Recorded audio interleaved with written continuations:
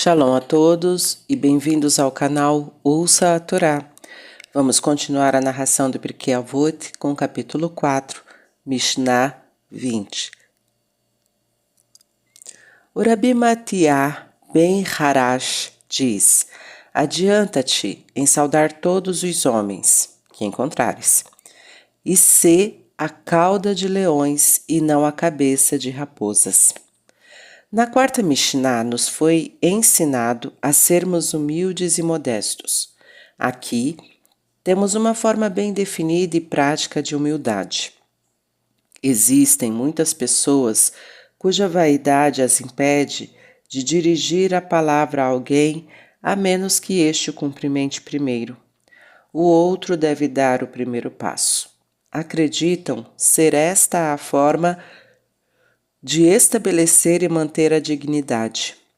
Outros hesitarão devido à sensação de insegurança em ser o primeiro a dar um cumprimento caloroso ao outro, temendo receber um olhar gelado como resposta.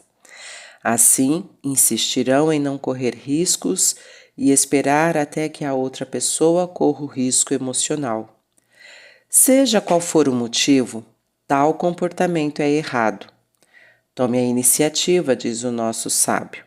Não busque a sensação de presunção ou importância, ou a ilusão de segurança às custas dos sentimentos dos outros. Cumprimente-os com um sorriso caloroso e pergunte, se quiser, sobre o seu bem-estar. E, como observam alguns comentários, este ditado se aplica ao não-judeu tanto quanto ao judeu, mais ainda. A Mishnah e a Tosefta determinam que mesmo um pagão deve ser cumprimentado, a fim de fomentar a paz. No Talmud lemos que ninguém cumprimentava o Rabban Yohanan ben Zakkai primeiro, nem mesmo um pagão na feira. Seu bom dia sempre ressoava primeiro. E, de fato, por que não? Se a troca de saudações se der em Yiddish, você colherá grandes dividendos. Você geralmente diz Good morning, bom dia, e o outro responde Good morning, good year, bom dia, bom ano. Investindo em uma bênção por uma manhã, você ganha uma bênção por um ano inteiro. Quem poderia aspirar a uma resposta mais generosa? Descobrimos no Talmud que os sábios antigos instituíram o costume de mencionar o nome divino ao cumprimentar alguém. Assim Boaz fez no livro de Ruth, quando saudava seus ceifeiros: o Eterno esteja convosco. Muito provavelmente os pagãos também retribuíam o cumprimento com alguma bênção em nome de sua deidade ou santo padroeiro. Se alguém assim o cumprimentasse primeiro, você poderia sentir dificuldades para dar uma resposta adequada, o que torna importante saudá-los primeiro. Esta regra é ainda mais importante caso a pessoa encontrada tenha inimizade ou não esteja em boas relações com você. Em todos os casos, tome a iniciativa e cumprimente-a de modo agradável. Que melhor maneira pode haver de romper as barreiras do desentendimento ou amargura que possam haver entre vocês? Nada é tão poderoso como o sorriso caloroso de um ser humano para derreter paredes geladas de ódio. Nada custa menos e vale mais. Examinemos mais de perto o texto em hebraico. A palavra nele para saudar é bishlom, cuja origem é shalom. Idiomaticamente, ela denota uma saudação usual e talvez uma indagação cordial a respeito do bem-estar do outro, enquanto literalmente significa paz ou bem-estar. E o verbo makdim pode muito bem significar dar prioridade, pôr em primeiro lugar. Assim, o nosso texto pode ser lido: dê prioridade ao bem-estar de qualquer um e de todos. Com alguma frequência aparecem conflitos entre os seus interesses e os da comunidade como um todo. Por exemplo, você pode ter a oportunidade de importar um produto cuja venda seja bastante lucrativa, mas terá pequenos efeitos colaterais para a saúde dos consumidores finais. O Rabi Matia Ben Harash lhe dá um conselho sábio. Ao fazer suas contas, coloque Shalom, a paz e o bem-estar das pessoas em primeiro lugar. Dê o máximo de consideração à felicidade do maior número de pessoas e acomode seus interesses ao bem-estar da comunidade. Você não se arrependerá. Sê a cauda de leões e não a cabeça de raposas. Os nossos sábios não estão dizendo que uma coisa é comparativamente melhor do que a outra. É uma afirmação categórica.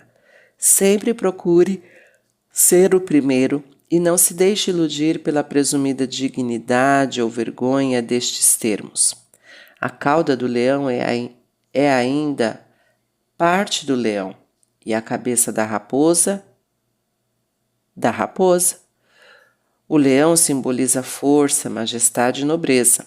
Quando o infame feiticeiro Bilam tentava amaldiçoar o nosso povo no deserto, ele disse: Eis que um povo se levanta como leão e como leão se ergue. E o Midrash interpreta: não existe no mundo uma nação como a dessas pessoas. Elas se deitam em meio à Torá e se levantam como leões.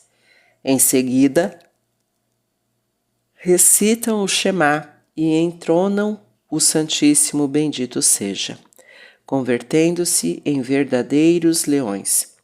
O leão é o judeu impregnado de Torá e mitzvot.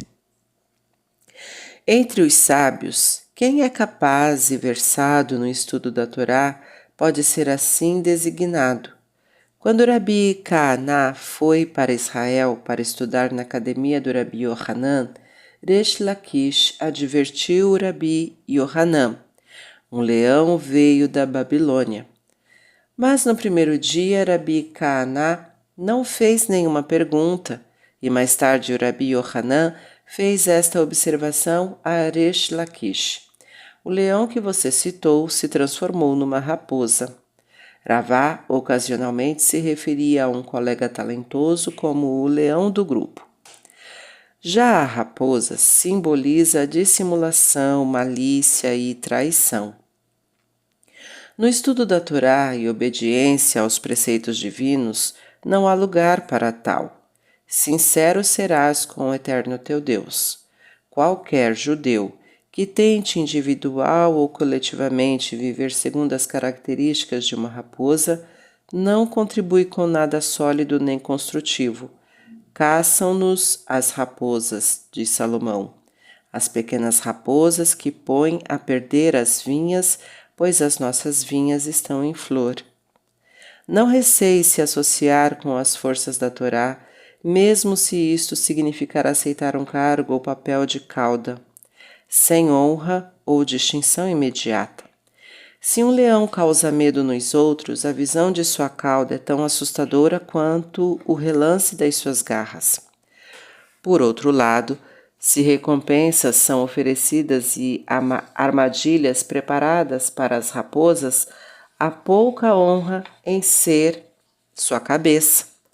Junte-se aos sábios eruditos e doutos, não importa em que função, e você ampliará seu conhecimento e aperfeiçoará o seu senso de valores. Se você se restringir a liderar aqueles cujo nível é radicalmente inferior ao seu próprio, seus horizontes mentais encolherão. Aquele que anda com os sábios irá se tornar sábio, mas o pastor de tolos, será prejudicado por suas próprias más ações. Alguns comentários assinalam que a cauda do leão permanece ereta enquanto a raposa perambula com a cabeça abaixada. Se você se misturar às pessoas íntegras e valorosas, não fará diferença estar na posição de cauda, pois elas o elevarão junto com elas e lhe darão oportunidade de crescer. Mas, caso se associe com pessoas fúteis, de mentes estreitas e dissimuladas, verdadeiras raposinhas, pouco importa se você começar como a cabeça, pois elas o trarão inevitavelmente para baixo. Aqui, mais uma vez, temos a aplicação do princípio de ser verdadeiramente humilde. Não se preocupe com a sua posição imediata no grupo do qual você fizer parte, diz o nosso sábio. Não meça com várias casas após a vírgula quanta honra e glória você recebe do grupo. É muito mais importante avaliar o grupo, seus ideais, princípios e finalidades. Ele faz parte de uma autêntica, majestosa e leonina vida de Torá? Junte-se a eles entusiasticamente e em qualquer posto. Trata-se de um grupo de raposas ou chacais charlatães e insignificantes fazendo um bom barulho, mas que também é destrutivo? Se necessário, desça do trono da honra e abandone-os em silêncio. Um pensamento final. O leão é famoso por sua força, mas a verdadeira força do ser humano reside em subjugar as más inclinações e tentações. O Rabi Matiá ben Harash pode estar tratando do mesmo assunto que a primeira Mishnah deste capítulo. Ao lidar com a nossa própria natureza e seus componentes prejudiciais, leve a bom termo a honesta força do leão e lute para aperfeiçoar a sua moral. Isso talvez signifique ter de aceitar a si mesmo como a cauda, percebendo que, com a sua inclinação para o mal, você não ocupa um cargo dos mais altos como ser humano. Aceite e enfrente a si mesmo honestamente, lutando todas as batalhas necessárias, e ao final você se erguerá entre os verdadeiros leões. Contudo, qual seria o modo de a raposa lidar com seu lado mau? Simplesmente inventaria todo tipo de razões e explicações ardilosas para se desculpar por seu comportamento e se exonerar do seu delito, sem fazer nada para lutar por dentro e se emendar. Escolha o caminho do leão, dizem os nossos sábios, o caminho do autocontrole sincero. Durante a Inquisição, aqueles judeus para quem a religião era uma mera questão de racionalização astuta, sucumbiram à pressão e logo se tornaram apóstatas. Os judeus leais e comprometidos, sem necessidade de sistemas filosóficos para sua fé, mantiveram-se fiéis à sua Torá, a despeito das vicissitudes. As caudas dos leões continuaram sendo leões, enquanto as raposas foram varridas pela maré da história. Tá gostando do conteúdo do canal? Então curta, comenta, compartilha. Se ainda não é inscrito, se inscreve, ativa o sininho e fica por dentro das novidades. Shalom a todos!